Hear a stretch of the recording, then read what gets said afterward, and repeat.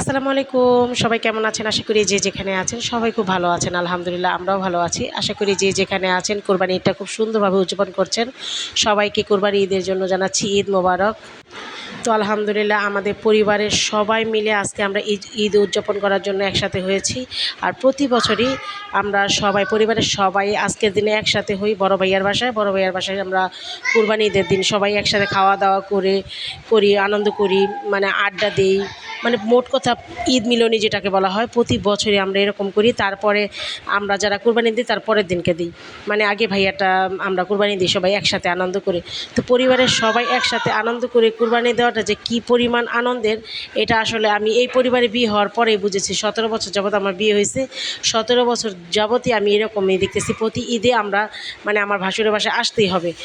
যত মানে যত কোরবানি দেই না কেন, হ্যাঁ, কিন্তু এই ঈদের দিন আমাদের সবাই একসাথে হতে হবে। মানে আমরা সব জালেরা, বাচ্চা টাচ্চা সবাই যারা আছি সবাই একসাথে বড় ভাইয়ার বাসায় চলে আসি। তো আলহামদুলিল্লাহ এতে আমরা অনেক খুশি। বাচ্চাদের অনেক হাউকাও শুনতেছেন হয়তো আপনারা, কারণ বাসায় প্রচুর পরিমাণের বাচ্চা আছে, মানে তারা খুবই আনন্দ করতেছে, খেলাধুলা করতেছে। আর এই তো আলহামদুলিল্লাহ ভাইয়ার 2টা গরু, এখানে একটা বাঁধা আর একটা বাইরে বাঁধা। বাইরেরটা হয়তো এখন কাটা হবে, তারপরে এটা কাটা হবে।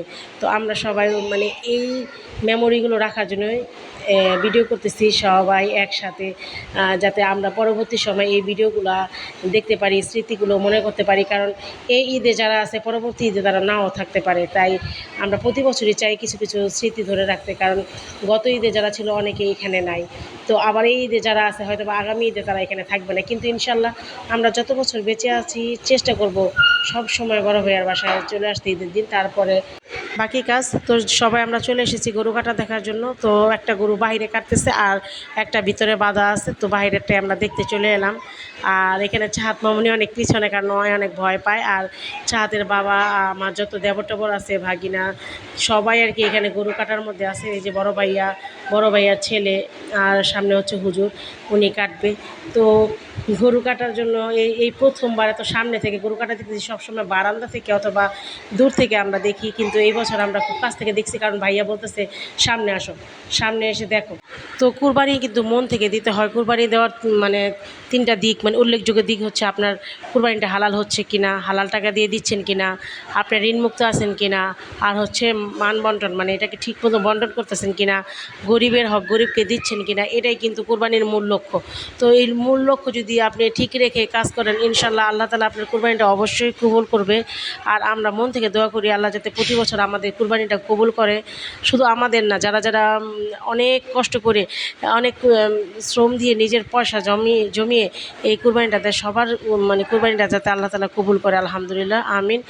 তো যাই হোক, আমাদের গরু কাটা শেষ। এখানে বাচ্চারা খেলাধুলা করতেছে। এই তো আমাদের পরিবারের সবাই এখানে উপস্থিত আছে।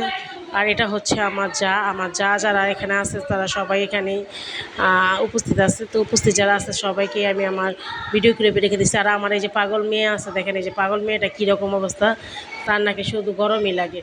তো যাই হোক, এখানে পরিবারের সবাই একসাথে আনন্দ করে কুরবানি ঈদটা উদযাপন করতেছি। এটাই আমাদের কাছে অনেক বড় পাওয়া। লাখ লাখ শুকরিয়া আল্লাহর কাছে, আলহামদুলিল্লাহ। তো এখন দ্বিতীয় গরুটা মনে ফেলা হবে। দ্বিতীয় গরুটা ফেলার জন্য সব কিছু রেডি করা হচ্ছে। তো প্রথম গরুটা যেহেতু কাটা হয়ে গেছে, এখন দ্বিতীয় গরুটা ফেলতেছে। তো যত কাজই থাকুক সব কিছু করতে হচ্ছে। আমি শুধু আমরেজগুলো দেখতেছি, কখন পারবো আর কখন খাবো, কারণ কুরবানি শেষ না হওয়া পর্যন্ত এগুলো পারা যাবে না। তো সবাই ভালো থাকবেন।